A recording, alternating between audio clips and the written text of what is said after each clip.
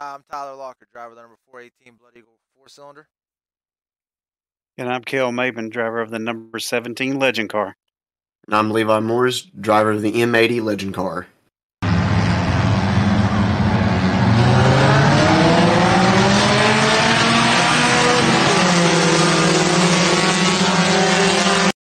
Three. Heyo, what's going on, everybody? Welcome back here. Another episode, another weekend of books at the Blood Eagle Racing Podcast. Of course, my two buddies are here with me, Kel and Levi. What's going on? I just got finished with dinner and had a good weekend. Saturday, just messed around the house, and we actually went to see some races this weekend, so that was nice. And then Sunday went to church and then picked up my little girl she was at a leadership camp at Ohio University, so we went over there and picked her up and came back and just hung out. It was raining and stuff, so we just actually took a nap. I haven't taken a nap in a long time, so. Man, you're getting soft on me here, dude. I'm 51 now, so I gotta get my rest, bro. My beauty sleep. Right. What There ain't enough hours in the day. Whatever. Yeah.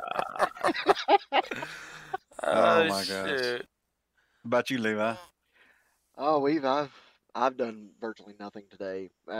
Yesterday was a pretty packed day for what we did. Which you got your honeydews done around the house, but at the same time I was down at the race shop getting finishing getting some car work done. Then had to wrangle in Kel to help me out get some ride heights done and get my car fully buckled up because next week's going to be interesting for that case. But I mean, it went and enjoyed the races. My throttle foot definitely got a little itchy not being out there on the track, just sitting in the stands watching, but it was still ended up being really good racing. Like, there was 4 classes at Portsmouth when we were there, and it was good racing in all 4 classes. Got home it was about 1:30 in the morning when I got home, and then got up, went to church, and after that, nothing. Had been doing nothing, sitting around. You're getting soft on us. Getting soft on us. Just laying around like that. Okay, and that was after everybody that was with us at the track decided they wanted to leave early, and I stayed by myself. I don't know who that was. Oh, there was about 4 or 5 of them. Where was my invite?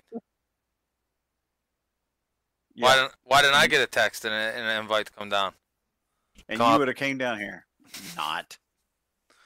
Oh, I just want to know what's gonna happen first. Am I gonna come down there, or are you, Cal, gonna come up here? I'll be there for October 1st for a wedding. I know that. So it looks like it's gonna be me. Well, Tyler, here's what you're going to do. You're just going to have to push all of your schedule back and make sure you make it down here one time just to prove a point. Right. What I'll do is I'll drive by, yell out the window, "Hey, Cal, I'm here," and then just leave. And then just head back home. Yeah. Well, I guess I'm the only one who actually did some racing this weekend, but it was better than weeks past for sure. We ended up getting second at Dog Hollow. We only raced one night. Wow. This week, so proud of you. Yeah, it's whatever. I just need I'm just happy to finish and not have anything really break. We pulled uphill 40 for the heat and ended up starting last row, or I was last row on the inside, and first turn took a 4 wide. None of us touched each other. Actually, I sent Levi the video, and it was good racing. Ended up finishing third. In the heat, started third because they just ran it straight up, and got around second, and then ran the leader down. And we were going into 1 and 2, and I was on his tail, and he kind of got up into the, I guess you could say, a little bit past the cushion, and it slowed him down a little bit. Well, I was right there. There was nothing, so I ended up slamming him, and what I wish would have happened is I was in the car lane back, because then I could have went underneath of him. But I ended up slamming him in the left rear, and knocked my toe out a little bit, so the car wasn't the same after that. But still was able. Then I ran out of laps, so my time will come if the car keeps staying together, and I start. Like I was actually telling the guy who won, he parked a little bit down from me, and I went over and apologized for getting into him. I just wanted to let him know it wasn't on purpose, but he kind of already knew. He's like, yeah, I got in that loose stuff, and so me and him were talking, and I said, one of these times you're gonna have to start behind me, and he says, I hope not. So it was just good. It was rather funny, I guess you could say, but no, we're gonna keep at it. I went over some stuff today, and just really, actually, last week I wasn't even gonna run. I was so busy. My cousin actually ended up getting my car ready for me, so I had no drive to go up and work on it because I'm just busy with everything else. But it was nice to get out there, and track was pretty good. He threw some chemicals on it. I don't know. Actually, here's what's hilarious. It's the same thing they do down at Atomic. Somehow the owners got in touch with Atomic, and they disc the track, the top and the bottom, and then put some kind of solution in the water whenever they wet it. And they say supposedly that if you only disc the bottom and top, not the middle, that the water will run down underneath the middle and then have that moisture come up through after the track's packed in and raced on a little bit. So I mean, it was pretty good. It was smooth. I mean, it's the only thing I'm not starting to like about Dog Hollow is that it's almost one lined. Reason why I say almost because it's pretty much the highest you can run, the better. The bottom's not even in question. It could be asphalted because it doesn't even matter. Nobody goes to the bottom. You're either running the middle or you're running the high line, and there was a huge cushion, so it kind of made the track a little narrow. But funny story, which I love it.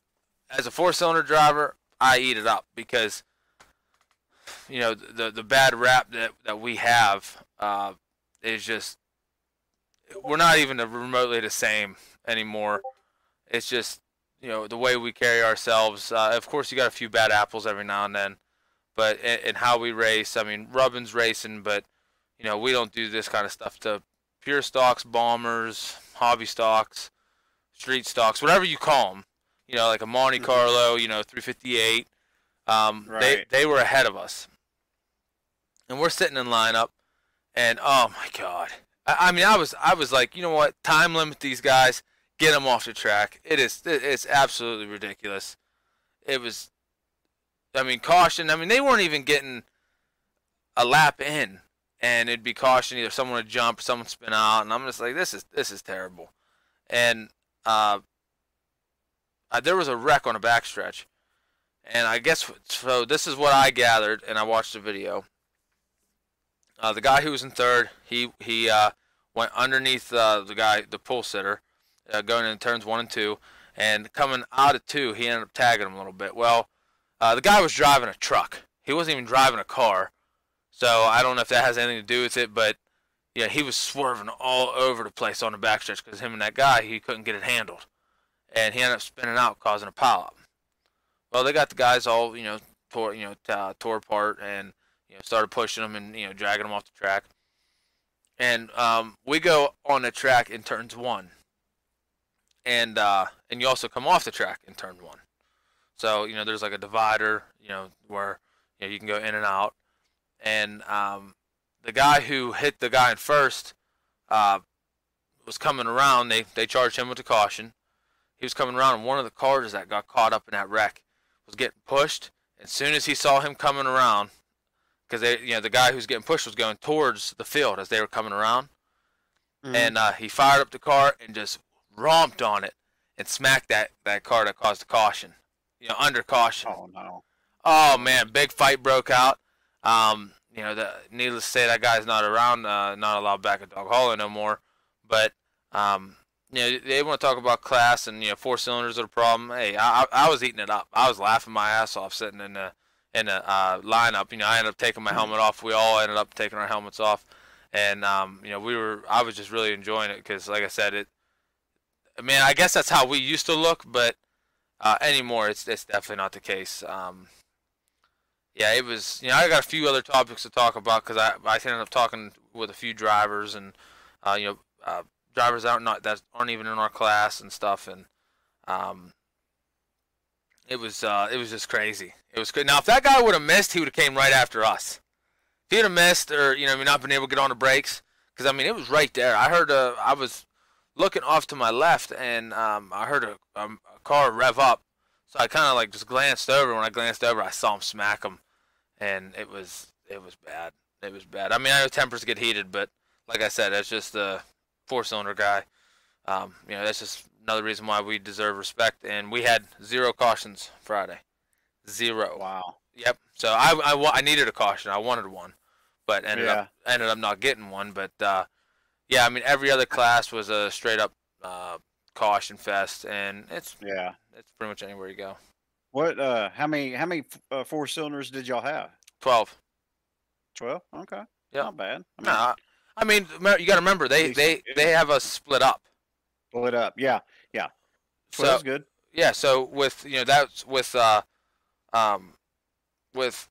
the non-VTEC and the VTEC class, if we would have combined it, which hey, proof's in the pudding again. I went on my laps, finally figured out how to work it. What's crazy is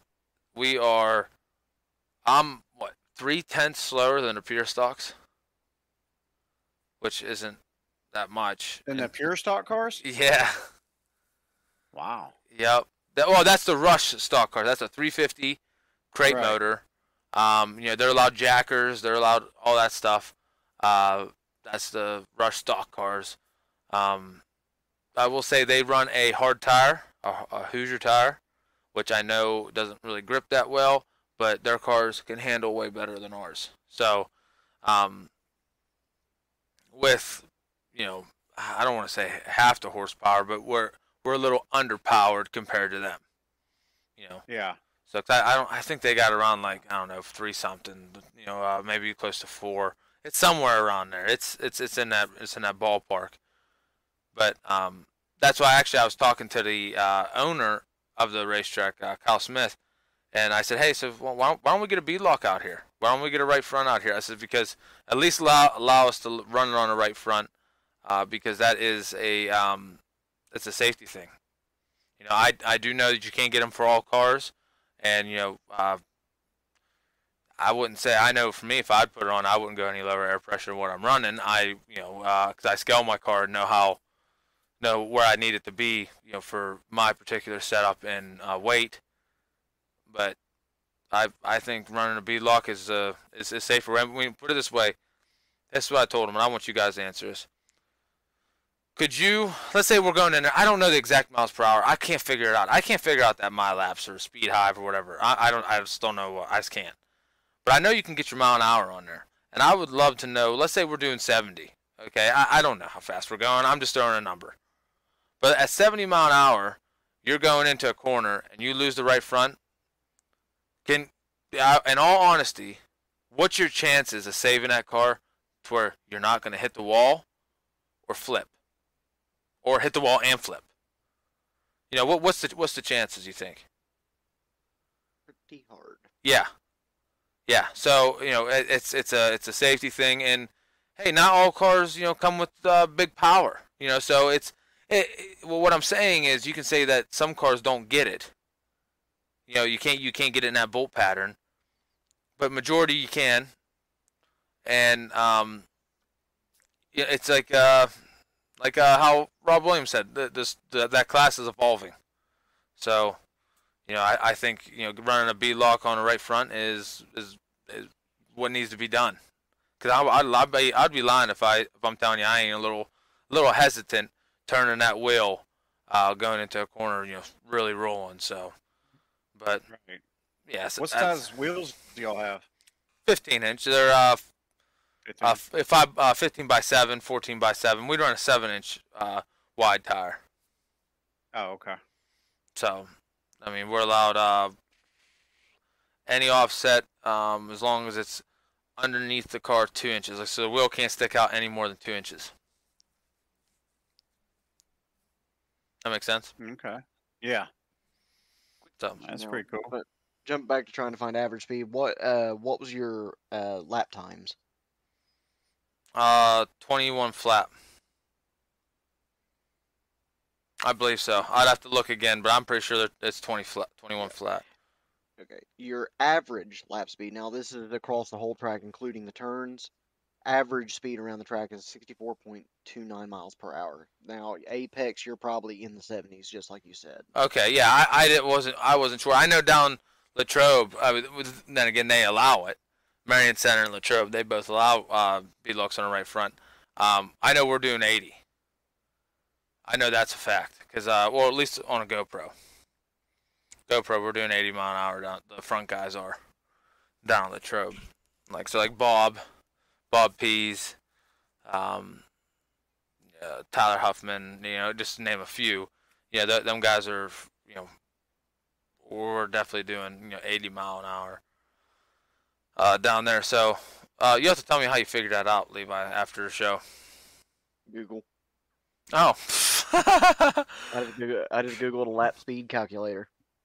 Okay, on a 3/8 mile. Yep. And it said it's 64. Man, it seems Yeah, like it's you're going a lot faster. I do 60 mile an hour on a Yeah, moped, yeah. and I'm like, what?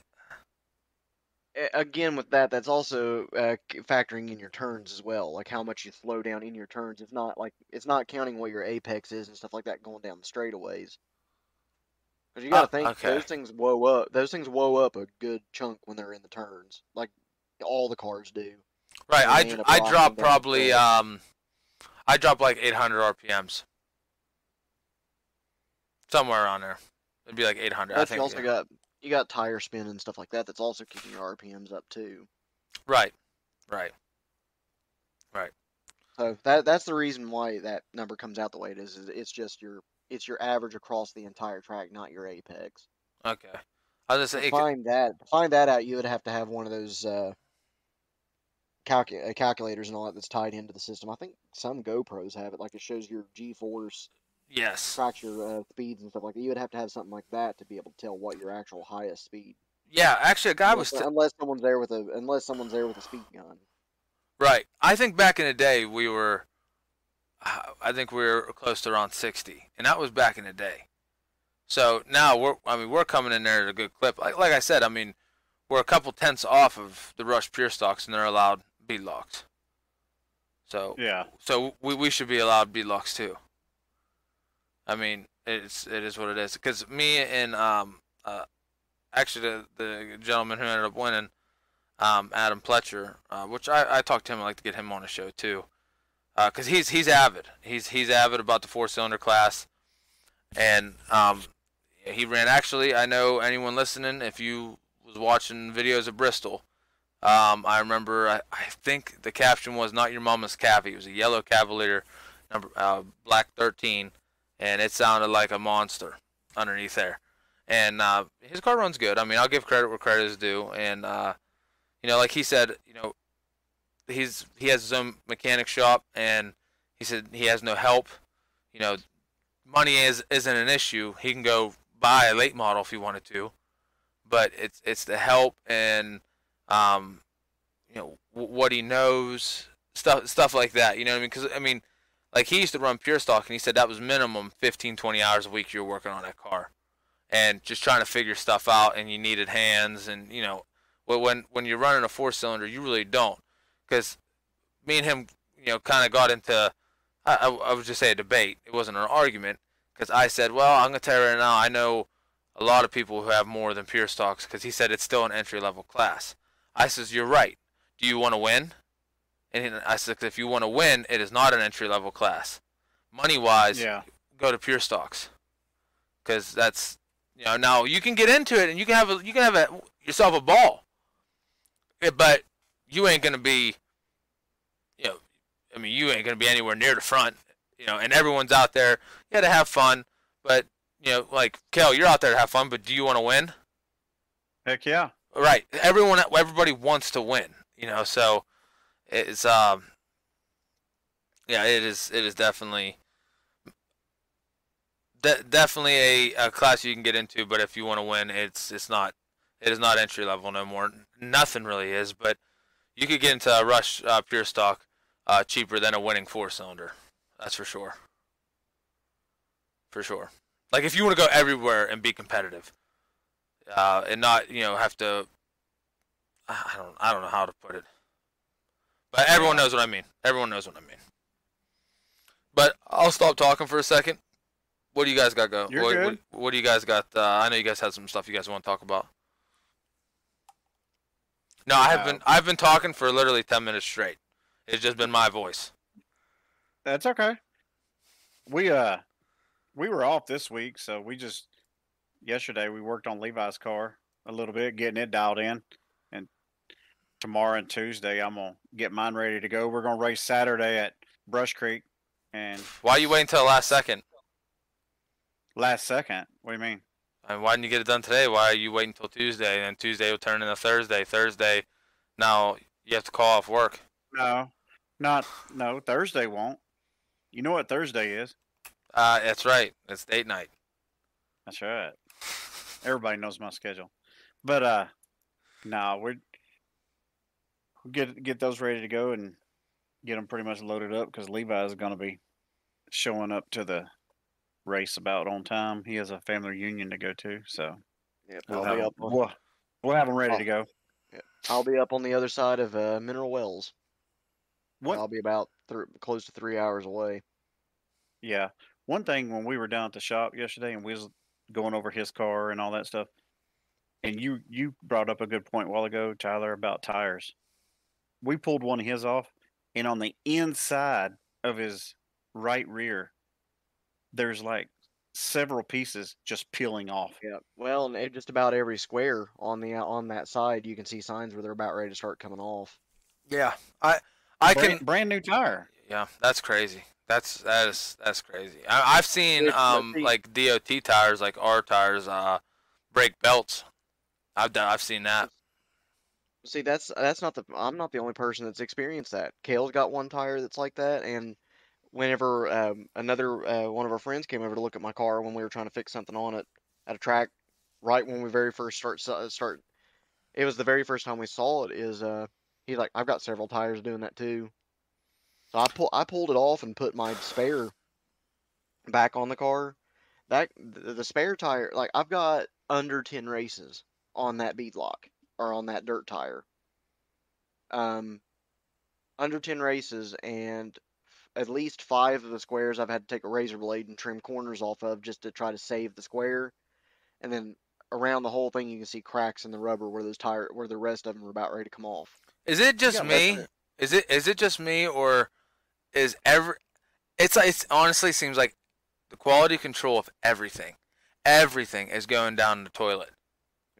But Yeah. this is my example for that is my spare tire, which when I got it, it only had 3 laps on it for hot laps last year. Back in 2021, yeah. Back in 2021. So and I raced it for I probably have 20 races or more on that one dirt tire. I don't know about 20, Well, but I mean, at least you have 15. It's well at the least one that 15. yeah, the one that's on there right now, you don't have 5 nights on it yet. I guarantee it. You ain't had them that long.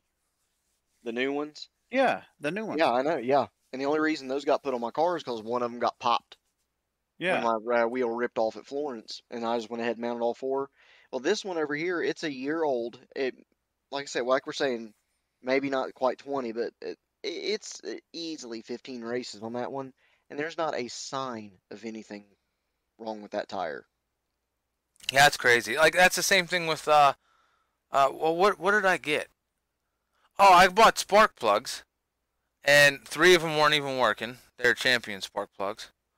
And then I got remember early in the year whenever my timing tensioner brand new timing tensioner snapped. Never seen anything like that before. But it seems like the quality control of everything that is being made right now is terrible. Absolutely terrible. Mm-hmm. You know, I mean, tires, car parts. I mean, you name it. I don't know if it's stuff. You know, the stuff I'm probably getting from China. I don't know where your guys' dirt tires are being made. In the U.S. Yeah. Well, still okay. They're Hoosier. Hoosier. I know actually American racers get made right up the road, about 20 minutes from my place. Yeah, it's a common thing that I've heard, especially our area, because almost every class of car in our region runs Hoosier outside of the 4 cylinders in our region. Every other class runs Hoosier, and that is one of the absolute hardest things to get right now, is tires. They're saying they're so far behind on production, not able to keep up with the supply, with the demand. I don't give it long before there's going to be a competitor end up coming into the market. My opinion.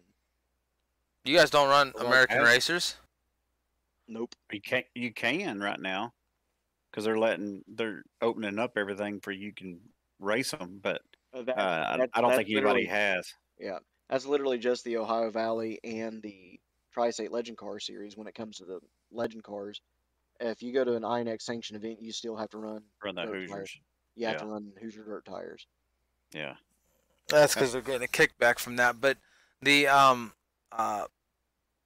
yeah, that's crazy.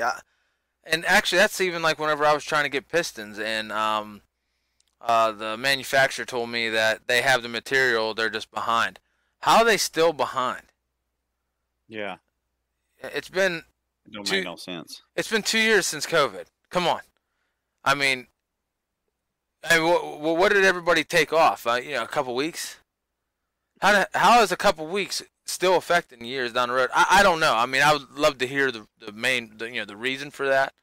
Yeah. So I can understand it more. I'm just saying, as a common sense, average Joe, mentality, is how can they still be behind? It's not like I don't know how to put it. I guess there's a lot of guys who want them dirt tires, but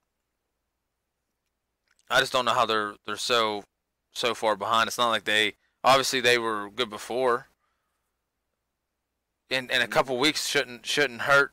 They maybe a year after a couple weeks. Getting everything tooled up, getting orders filled. I could see a year. Yeah, okay, yeah, you guys are a little bit behind for a year, but it's been 2 years. Nah, I don't see it. Yeah. I don't see it. No. It's not like you got. I mean, right now racing's dying. I mean, it's terrible to say, but it is. And I know at least in my area, it's starting to. It is dying, but so it's not like everybody and their brother is getting these tires. Watch there be one person hoarding them all, just like the toilet paper thing. Yeah. Yep.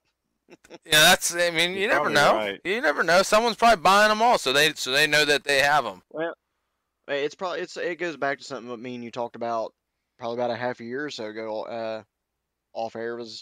That's probably what is ultimately happening with a lot of the supply thing, is somebody knows someone's getting something in stock and they're buying a crap ton of it, so that way they have it for themselves because they know that it's going to be another shortage soon. So I would say a lot of what we're dealing with is just once everybody finally quits hoarding everything and everyone's starting to the flow of everything is kind of even back out, would be one big help.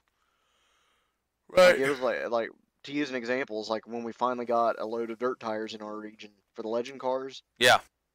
It wasn't 15 minutes. All of those sets were sold. Yeah. Gone. Gone. Yep. That's crazy. That is crazy. So I mean, it's like it's the supply thing is I see it. I'd say it's probably a good chunk on both hands.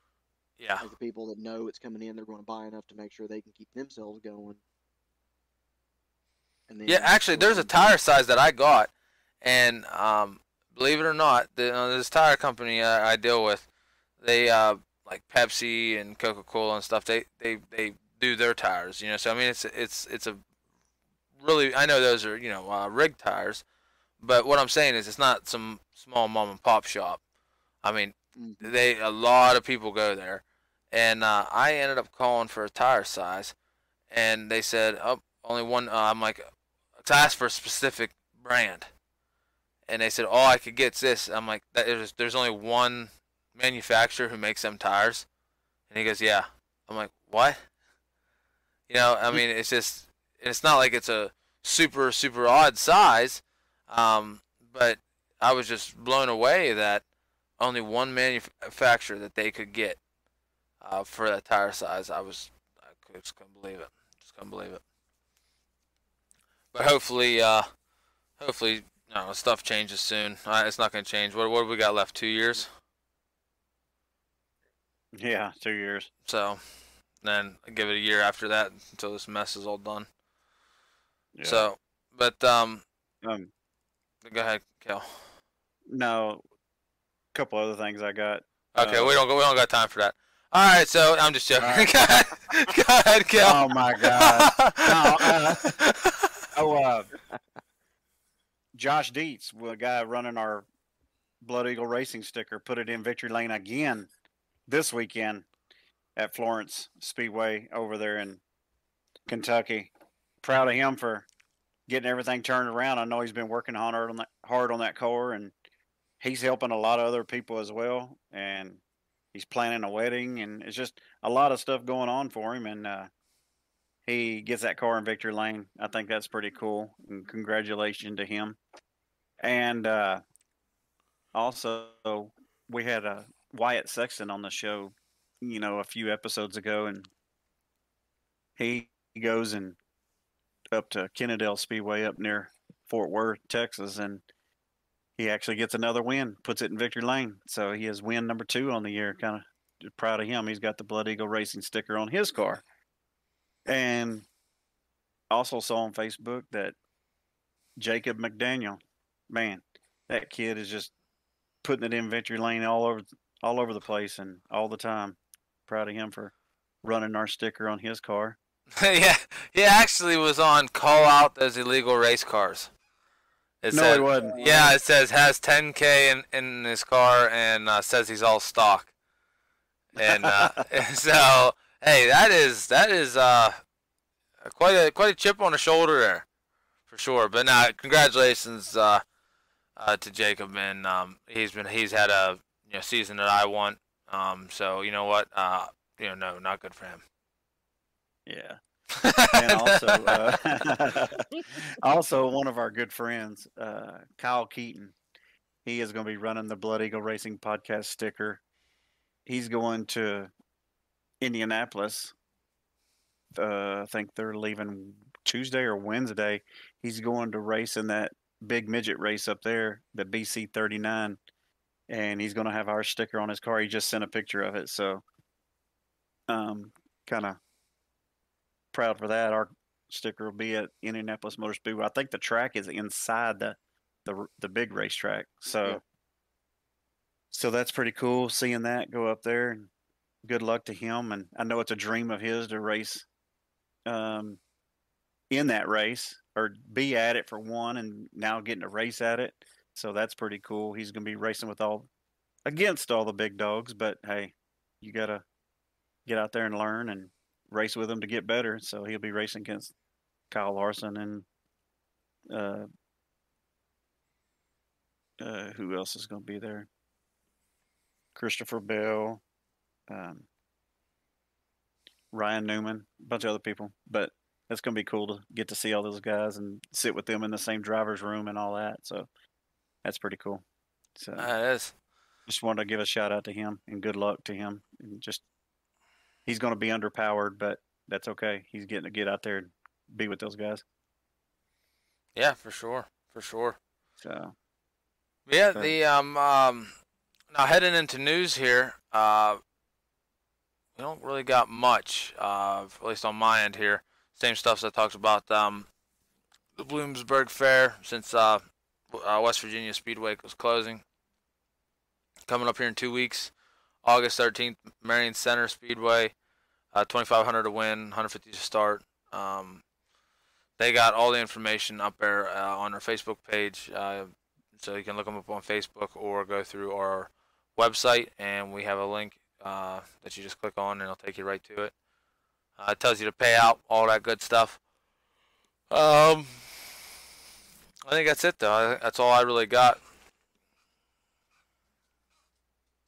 That's cool. I did have a friend. I know it's not just iRacing. It is iRacing. He races in these fast track sim racing series on iRacing, and he's running our logo on his truck. I just think that's pretty cool.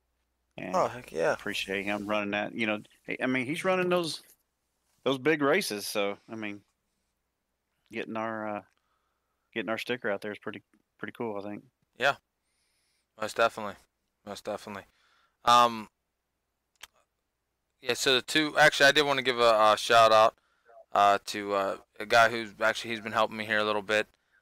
Josh France, he ended up winning at Lernerville this past Tuesday. Lernerville races 4 cylinders on Tuesday nights. I think it's the second to last Tuesday of every month. I'm going to try to go up and see him next time and do a little racing up there with him. It was, yeah, I just appreciate him helping me out over these past few weeks here. But yeah, shout out to him. I don't think I have any other more shout outs. I was going to give Jacob a shout out, but you stole that from me. So you know what? We don't need you anymore. Levi, you're going to go ahead and be the co. We're not going to have 3 co-hosts. You're just going to be just a co-host since he stole my thunder. I'm waiting for Jacob to come up here. He said he was gonna come up, but I don't know. I know he had some trouble with his car, but obviously it's still winning. So he said he was gonna come up, and I'm still waiting on you, Jacob. So get a hold of me. Let's do this. Does he listen to the show? Oh yeah. Oh yeah. Okay, good. Yeah.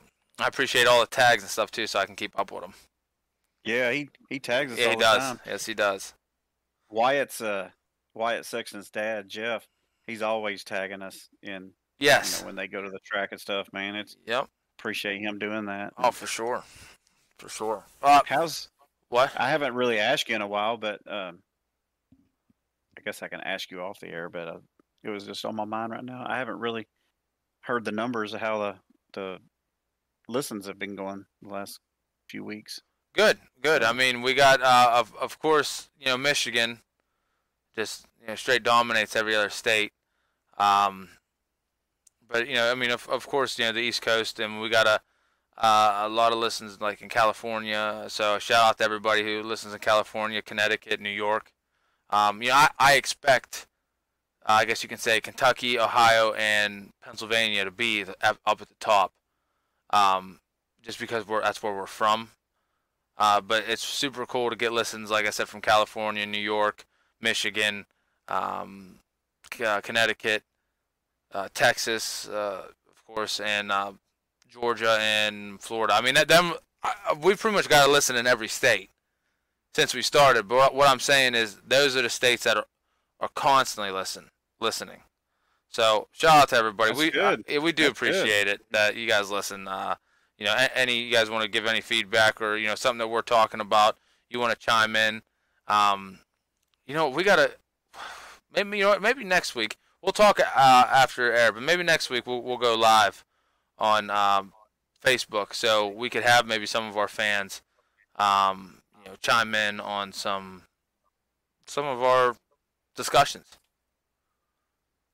I mean, it don't have to be, because I know you don't have to be a camera. It could just be our voices, you know, with our. You know, I could figure something out. Okay. I was gonna say, if we're gonna go that far, we might as well go the full bore, new cameras and everything. Well, I don't think the fans could handle it. There's a podcast I listen to, the Dirt Reporters on Dirt, and they're doing their podcast on video. Yeah. Can we not do that? I don't know. We got to ask Levi. I don't know. We got to ask David and somebody. David at Chicken Bone Alley podcast. I'm sure he'll know. Well, what we could probably do at that point is use OBS Streamlabs, and what we would do is just do the screen share function or the camera function on a through Discord. Just take it off of there and kind of dress it up a little bit. Be the only thing I could think of. Okay. Oh, I see what you're. Yeah, I see what you're saying. Yeah, just turn the just do all of us go on our cameras and stuff like that. Oh, if we do our cameras, that means I gotta actually put clothes on for once. Yeah, you can be like those news reporters where they just got a suit top on and Yeah, shorts on underneath. Oh my goodness. Yep. But all right, Levi, what do you got for sponsors? For sponsors, the Blood Eagle Racing Podcast, we'd like to thank Cliffbird Chassis, First Guardian, Scioto Smiles, Southern Ohio Speed, Texas Auto Ranch, JP Enterprise, and NK Tuning for helping us out with the program. If any of the listeners would like to become one of our sponsors, just hit us up on through social media or any way that you're able to, and get a hold of us, and we'll get you on the website, get you on the cars, and we'll bring you in and let you actually talk about what you all do for a living. Yep, for sure. And I'm actually glad you said JP Enterprises. Speaking of that, he actually helps me. He's a super late model driver. Joe Petyak, he owns JP Enterprises, and he ended up winning a super race, Marion Center this past weekend. So way to go, Joe. But we will catch everybody next week. I appreciate everyone listening, and see you later. Worldwide.